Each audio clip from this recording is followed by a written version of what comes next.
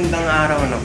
Ngayon tuturuan ko kayo kung paano ba yung tamang pag-a-adjust ng change lock ng mga motor natin. So ito kasi katagalan lumuluwag to. So yan, dapat na-adjust natin ang tama. Hindi siya pwedeng sobrang sikip, hindi rin naman siya pwedeng sobrang luwag. Kasi ang tendency, kung sobrang luwag siya, maaari siyang tumalon, kakainin siya ng rib sprocket natin. Habang nananakbo tayo, pwede pa siyang mag-cause ng aksidente. So kung sobrang sikip naman, maaaring masira yung mga chain linkages natin, tapos masira din yung mga ngipin ng sprocket natin. So dapat laging sakto yan. Dapat din lagi natin chine-check yung chain lock niya dito. So yan, simulan na natin.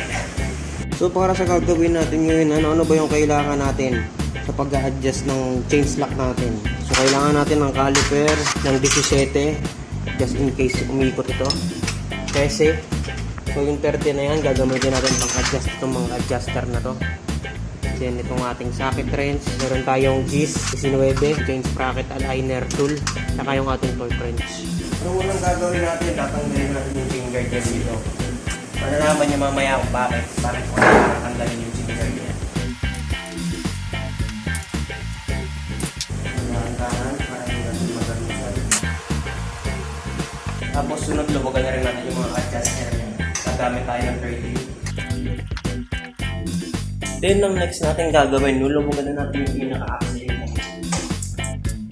So, since hindi naman ito umiikot sa kabila, hindi na natin kailangan mag-ilan. So, ayan. Pagpalagay natin itong motor ko, matagal na lang nawala sa proper case na. So, ayan, tuloy natin.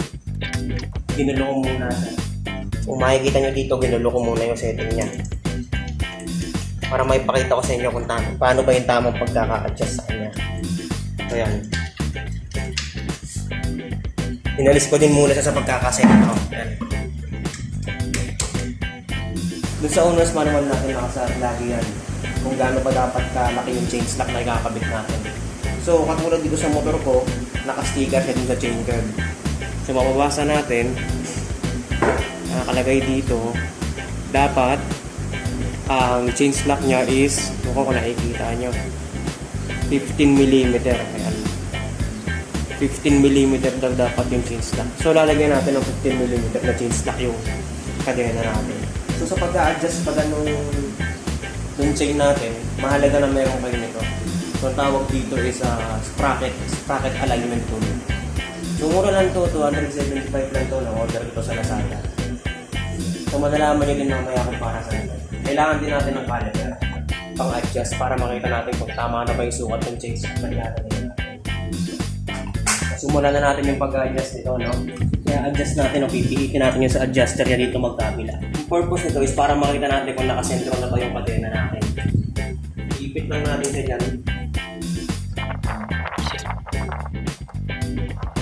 So yung purpose kasi ng tool na to, para makita natin mamaya kung yung gulong, pagkakakabit ba natin ng gulong, naka-center. Hindi siya nakapaling papunta rito, hindi rin siya nakapaling papunta dito. So, papakita ko sa inyo ngayon, nakapaling siya.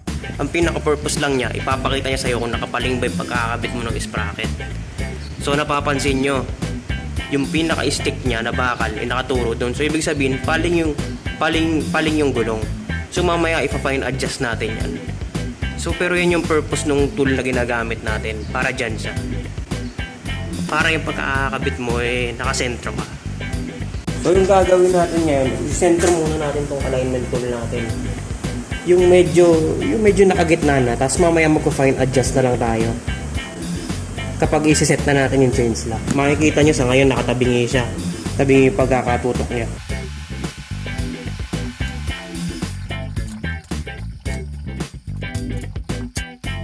So makikita nyo kayo na, igitna na natin yung tool natin, yung alignment tool natin. So yan, makikita nyo yung pagkakatutok niya. So ipa-fine adjust na lang natin ngayon yung chain lock niya ngayon. Ilalagay natin sa 15mm tong caliper natin. So makikita nyo by number, meron dyang 0, 1, 2, 3, 4, and so on. So makikita nyo, meron siyang 1, ibig sabihin nun 10, ibig sabihin naman nun 220. So ang kailangan natin is yung 15. So itutok lang natin siya dun sa gitna ng 1 tsaka ng 2. So yan, 15mm. Then ilock natin para hindi siya gumalaw habang sumusukat ako. sobrang laki pa ng slack niya, makikita nyo. Dito mag-i-start, dito sa gitna ng kadena, yung pinaka-link niya. Tapos dapat mag-end din dun sa taas. Kung makikita nyo, lumalampas siya. Lampas pa siya. So, kailangan natin masigpitan. Ang higpit natin ito, dahan-dahan na lang, paunti-unti magkabila.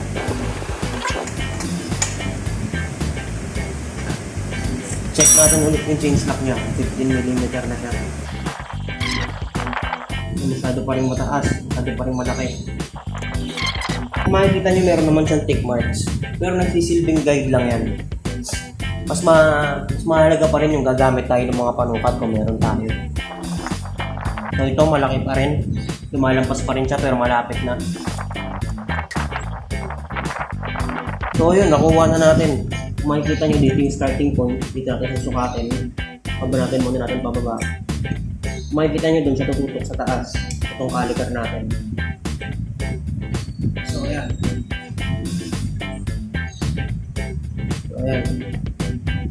So ayan, nakuha na natin yung tamang sukat. So check natin ngayon kung naka-align pa ba yung gulong natin. Kasi syempre ginalaw natin yung dalawang adjuster. Double check natin kung naka-align pa ba siya. So ayan. So makikita nyo, naka-align pa rin siya, nakasentro siya. Nakitang-kita naman natin. So kaya mahalaga tong tool na to. Then i-secure na natin, no? Secure na natin yung mga nut niya. Ganun din sa kabila. Secure na din natin to. Bigyan lang natin ng konting higpit para ma-secure.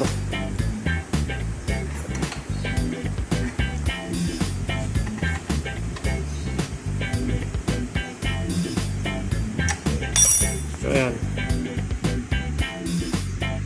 So makikita nyo, hindi tayo nagbase sa mga tick marks niya dito. Hindi natin pinagbasihan yan.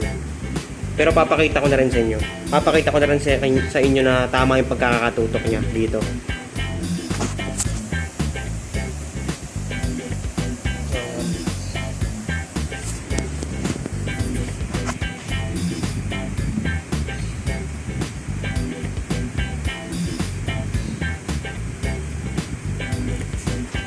Since kitang-kita naman natin na sentro na yung ating chain, yung sprocket natin naka-center na siya, pwede na natin alisin ngayon yung alignment tool natin.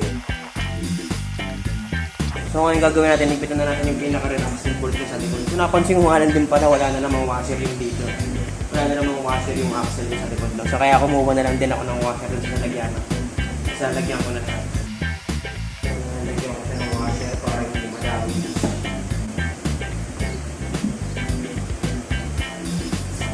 Pinilagay natin yung pasahan para magbigay ng tension dun sa chain.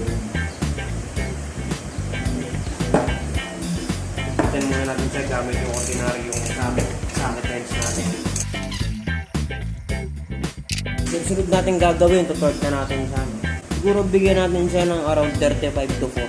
Tignan natin kung alin yung okay doon. 35 to 40. Kasi minsan mararamdaman naman natin yung kung tama na ba siya o sobra na. So bigyan muna natin ng 30. Sumula natin sa 30. Hindi pa natin naabot yung 30, matigas na siya. Bigyan natin ng 35. Siguro hanggang 35 lang okay na siya. Okay, 35. Ramdam naman natin yun eh, kung enough na siya. Yun ang gagawin natin, double check na natin yung chain slack tsaka yung pagkakasentro niya kung tama pa rin ba. Although okay naman na siya, pero mahalaga pa rin na dapat double check natin. Napapakita ko sa inyo ng mas malapit.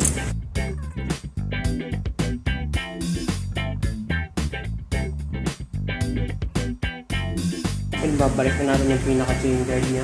Bago natin ibalik, dahanan na rin natin ng linis itong mga parte na ito. Yung mga tatakpan ng chain guard. Kaya natin ang pumas. So kung mapapansin nyo, tulad nito sa model ng motor ko, meron siyang naglalak dito sa banda dito. Ingat kayo dito. So dapat nakasecure siya doon. Makikita nyo, may hukay siya dito para doon papasok to. Kailangan ko nalipat ng pwesto para makakita ko yung papasok ko. Ayun, kung nakikita nyo, ayun siya yung sinasabi ko sa inyo kanina. Ayun. So dapat nakapasok siya doon.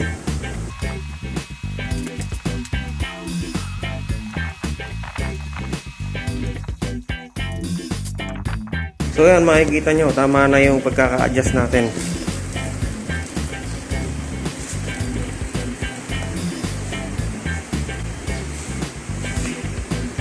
So yun na, natapos na naman yung isa nating gawa. So kung sa tingin mo may natutunan ka dito sa aking video para sa ngayon kung paano mag-adjust ng kadena at i-maintain.